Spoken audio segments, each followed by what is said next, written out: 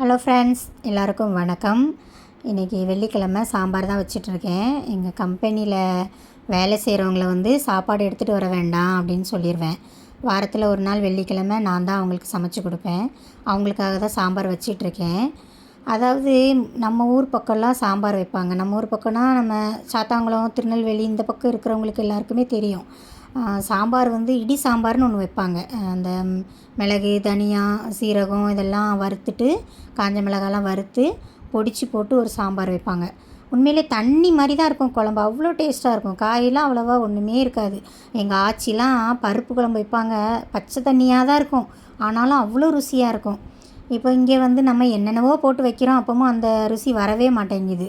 நான் இன்றைக்கி சாம்பார் தான் வச்சுருக்கேன். அதுவும் பொடி போட்டு அந்த பொடிலாம் போட்டு வைக்கிறதில்ல. சாம்பார் பொடி வந்ததுலேருந்து இதை தான் போட்டு வச்சுக்கிறது. அப்புறம் பீட்ரூட் பொரியல் பண்ணியிருக்கேன், அப்பளம் பொரிச்சிருக்கேன். எங்கள் கம்பெனி கீழே ஆப்போசிட்டில் தான் இருக்குது. நாங்கள் மேலே இருக்கிறோம், எதிரில் தான் இருக்குது கம்பெனி. சாப்பாடு எல்லாமே நான் அவங்களுக்கு கீழே எடுத்துகிட்டு போயிடுவேன். அவங்களோட உட்காந்து பேசிவிட்டு சாப்பிட்டுட்டு கொஞ்சம் கம்பெனியில் வேலைலாம் இருந்தது, பாக்கெட் போடுற வேலை. ஒரு 2 பேர் லீவு வேறு. அதனால் அந்த வேலையெல்லாம் பார்த்துட்டு வந்தாச்சு ஃப்ரெண்ட்ஸ். என்னோடய சேனல் உங்களுக்கு பிடிச்சிருந்ததுன்னா லைக் பண்ணுங்கள், ஷேர் பண்ணுங்கள். கண்டிப்பாக சப்ஸ்கிரைபர் பண்ணி வச்சுக்கோங்க. அப்போ தான் நான் போடுற வீடியோலாம் உங்களுக்கு தொடர்ந்து வரும். ஓகே ஃப்ரெண்ட்ஸ், பாய்.